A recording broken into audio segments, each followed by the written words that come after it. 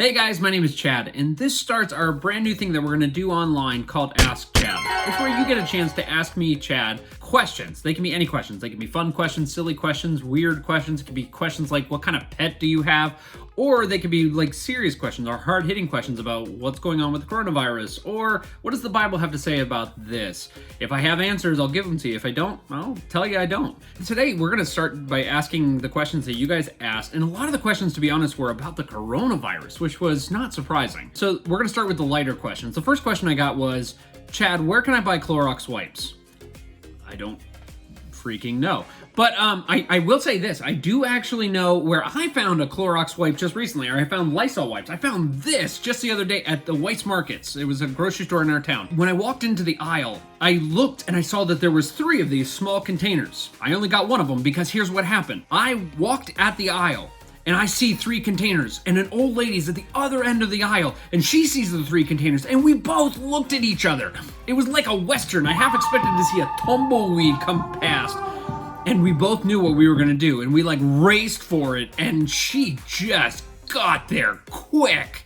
Regardless to say, she went home with 2 containers, which I'm fine with, you know, good for her, and then I went home with 1. So you can always check out Weis Markets, or grocery store, I guess. Next question you guys had was toilet paper. Where can I buy toilet paper? I don't know why you're asking me all these questions about where you should buy stuff. I have no idea. Well, I did find some toilet paper at the grocery store outlet, which is like a discount grocery store. You should go there. Don't go to like the fancy places, because they're the ones that sell out. Go to the discount like grocery stores. They always have toilet paper. Now that said, I am going to warn you, we're not talking the Rolls Royce of toilet paper. We're talking like the lower end. It reminds me of this. Like, do you ever have construction paper as a kid? The softness of the toilet paper you're going to get there feels a lot like the softness of construction paper.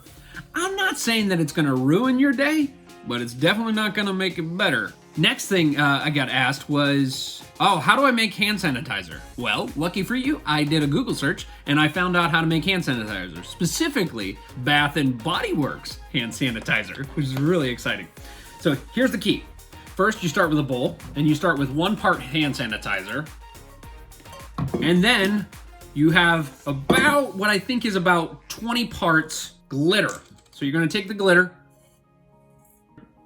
and you're going to mash that up, and there we go. Bath and Body Works hand sanitizer. I think all we've done is like dressed up the germs and made them ready for like the discotheque.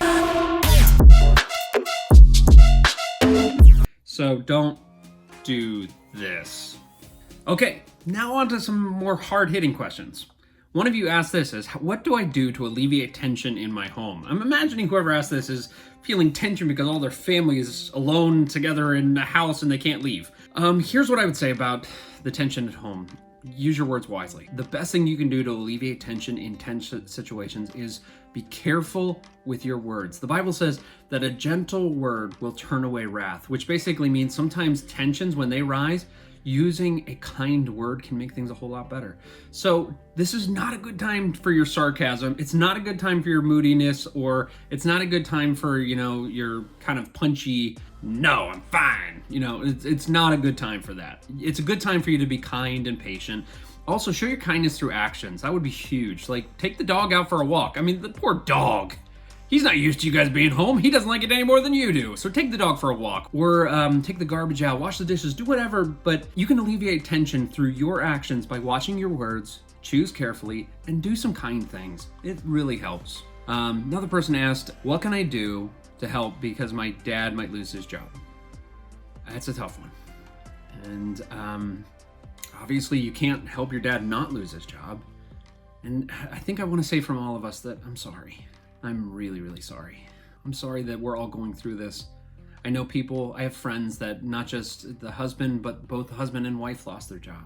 And they're trying to figure out, what are we gonna do and how long will this last? And I know sometimes we just feel helpless to be able to help our parents in this situation, but I would recommend one thing. You could be your parents' cheerleader. You could really support them and cheer them on. Be optimistic in this season and help them by accepting really gracefully the new norm that might have to be there for a while. So a good example is when your parents are going through financial trouble and they don't know what's going to happen next, instead of you heaping on the pressure, you could help take it off. So they say to you, this summer, because of everything, we probably won't be taking our family vacation. And that's your chance to go, I get it. I get it. Or we might have to lose one of our cell phones, or we might have to sell a car. Or we might have to do a lot of things to tighten our belts till we get through this. And what all of our parents want is basically to hear us as a family say, we're in this together, we're a team. Because our parents already feel like the whole world's out against them. They want to come home and say, hey, I lost my job, but we're going to get through this together. They don't want to hear you go like, but I can't go to cheer camp. Oh, they don't want that. They don't need that. The world's already beating them up. So this is your chance to say, something, the new norm that's happening, I'm okay. We're going to be okay. Because that helps every parent to kind of feel like, as long as me and my family are together, we can get through anything. And that's what every parent wants. So that's what I would recommend, is be a cheerleader and be really graceful with the new norms. Last question is, where is God in all of this? You guys didn't pull any punches. I don't know. I wish I had a better answer, but I don't know what God's plans are for all of this. I really don't. I wish I did. And if I did, I would tell you. I would absolutely tell you right away, but I don't know what God's planning for all this. We're in a world of I don't know right now. I don't know when we're going to go back to school. I don't know when, the economy is going to get better. I don't know when the virus is going to be cured. I don't know. That stinks. I hate being in I don't know. But sometimes take heart in the fact that in actuality, our faith is often developed in the I don't know. It really is. That's when God fulfills what we do know. See, God gives us promises. And as a matter of fact, I'm going to link to some promises of God in our bio so that you guys can actually read some of these for yourself. But God gives us promises. And God's promises aren't like your friend's promise, because I don't trust my friend's promises, because it's like 50-50, they're going to come through. But God is always true with his promises. Always, always. And when we're in times of I don't know, I like to cling to what I do know. And that's everything that God promises. And here's one of them that I want to give to you today, and I'm just going to give it to you right now. 1 Peter 5:7 says, casting all your anxieties on him because he cares for you. Cast all your anxieties on God because he cares for you. Notice it doesn't say because you have to or because God has to. Like God's like, ugh, I have to carry your burdens. Annoying. It's not like that. God's actually like this loving father that says like, hey, give it to me. I'm here. It's like one of my children. When one of my children is carrying heavy things and I have my arms empty, I'm like, give it to me. Let me carry it. I'm much stronger than you. And that's what God's saying to you with your burdens, is he's saying, cast your anxieties, your fears, your doubts. He says, right here. So every night, what does that look like? It means praying about them every day.